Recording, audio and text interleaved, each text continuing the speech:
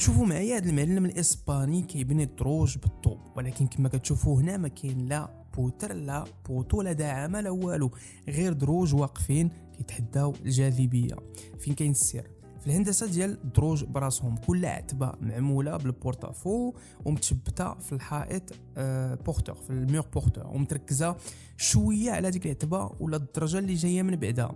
يعني عندنا واحد المجموعه ديال الخطوات، واحد الدروج بحال واحد القنطره لولبيه طالعه الفوق.